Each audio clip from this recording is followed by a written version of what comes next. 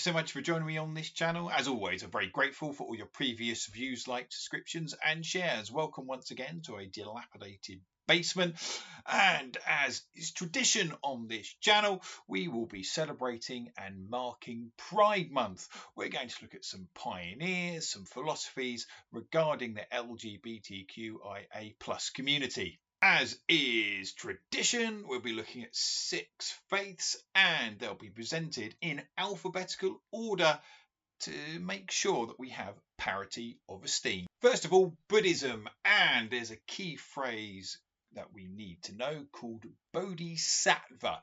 A bodhisattva is a being who delays nirvana in order to stay and teach those around them about the Buddhist ideas. Okay, so it's a very revered title. This is Kuan Yin. There are a number of different variations in terms of spelling, but broadly speaking, the word Kuan means to observe and Yin means to sound or cry out. Kuan Yin has a special status in Buddhism, not just being a bodhisattva, but also being an icon for celebrating vegetarianism and also for having 33 different forms on earth, including being a monk, a king, and also a child. The point is that these manifestations were allowing Kuan Yin to connect to those around in order to help them gain enlightenment. So for Pride Month, Kuan Yin has a particular relevance because Kuan Yin also manifested in a number of different genders. I suppose we might use the phrase gender fluidity today, and you can see why Kuan Yin has therefore become such an important role model. There is a wonderful quote here attributed to Kuan Yin in terms of teachings. One is meant to forgive and be compassionate. It's a great philosophy overall, and of course very difficult to obtain, but nothing worthwhile is ever easy to get. And I think what's particularly powerful is how when we look at Pride Month and thinking about inclusivity and being compassionate, it holds even more resonance. Christianity is our next faith. This is Bayard Rustin. He was born in Pennsylvania and was hugely influenced by his grandmother, who was from a Christian denomination known as the Quakers. Quakers are incredibly famous for having a very strong approach to pacifism. Pacifism is not using violence. Bayard was so influenced by this ethos that he was even put into prison during World War II for refusing to fight. He was what they call a conscientious objector. He refused to take the life of another human being. Of course, growing up in a segregated society, of course, left its mark on Bayard. And of course, being a gay black man, of course, made him even more of a target.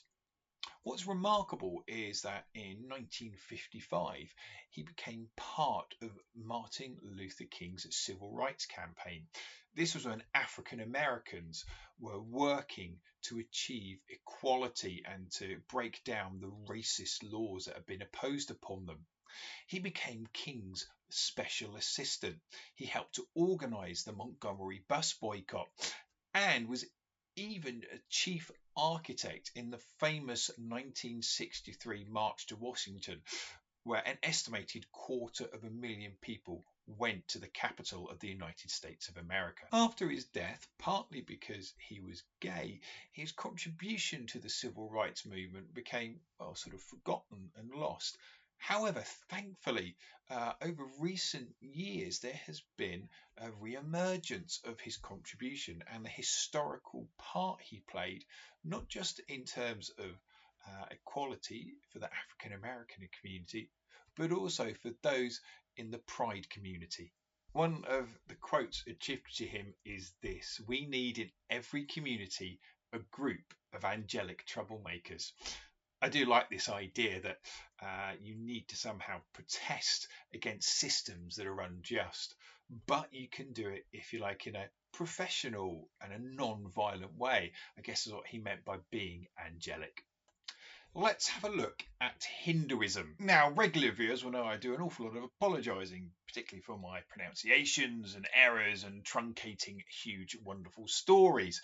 So this is a very shorthand version of Shikandi.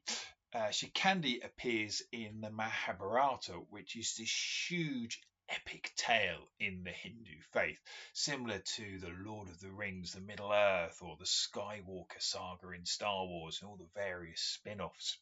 And the story goes is that Shikandi is a gender fluid warrior, born female but raised as a man, and it was the reincarnation of Princess Amber, and Amber is there to be reborn and to take down the evil patriarch Bhishma in an epic battle. There is this phenomenal quote by author and scholar Devdutt Pattanaik, who says that Shikandi is not just a character from an epic. His is an epic unto themselves, a mythic embodiment of the very spirit Pride Month celebrates: courage, authenticity, and the refusal to be erased. Powerful words from Devdutt, who is gay himself, and I think it really sums up Pride Month, the idea that about being authentic and having courage to celebrate who you are. Our next religion is Islam. This is Abu Nuwas, who was an Islamic and writer and poet. He wrote a number of different genres or types of poetry about hunting, for example.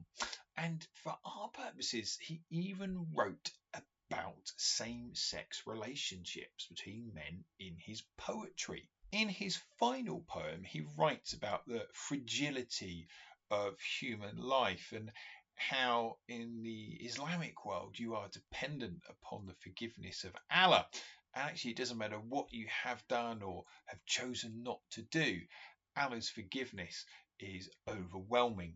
Our next faith is Judaism. This is Magnus Hirschfeld, who was a doctor who was very interested in studying gender and people's sexuality.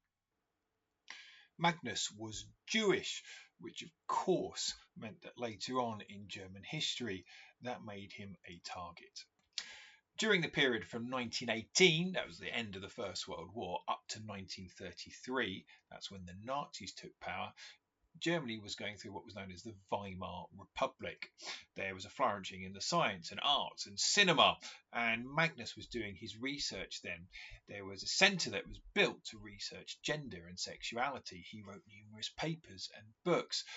It was therefore inevitable, not just because of his Jewishness, that was going to lead him to be in trouble with the Nazis, but also because of his scientific research. The Nazis liked to promote traditional roles for men and women in the family. Magnus said through his scientific research that wasn't necessary. The Nazis responded by torching his work in the Berlin book burnings and also dismantling his research centre. Magnus eventually fled to southern France. He's got quite an interesting quote regarding love. He says that love is a conflict between reflexes and reflections, and it still makes me ponder even now. Seems to be thinking about how love is goes on instinct. Perhaps we think about what's gone before. Perhaps we think about how we should react. But what I like is how with this quote, it shows you that love can be quite a complicated emotion. Let's have a look at Siki. This is Ik Onga, and it symbolises the idea that God is one, Waheguru. There is only one universal creator binding all of humanity together without any sort of division. This symbol is found at the start of the Sikh holy book, the Guru Granth Sahib. And you can see why it's been adopted, this concept, by those in the Pride community in the Sikh faith. It's the idea that all creation is seen as a manifestation of the divine. And Sikh teachings stress there is no room at all for any kind of discrimination based on orientation or gender. Waheguru has no gender either. With that in mind, you can see why this aspect is so important in the Pride community in the Sikh tradition. And there is a stunning quote from the Guru Granth Sahib that says, "The clay is the same, but the creator has fashioned it in various ways. Nothing is wrong with the pot of clay, and there is nothing wrong with the potter." It really emphasizes equality, and it emphasizes too how we are all diverse. Just three things. First of all, I do hope that in some way this has been useful for you. And yes, I know that these are just little helicopter views of these different philosophies and pioneers, but I hope that it's given you some sort of base to investigate and do your own research. I think what's remarkable is that I knew very little, if at all, about some of these pioneers and philosophy. So it's been really an enriching experience for me. Secondly, I do hope that however you mark Pride Month in your community, that it goes well. And thirdly, thank you so much for watching. If you are able to like, comment and subscribe, please do so. And until next time, enjoy your learning.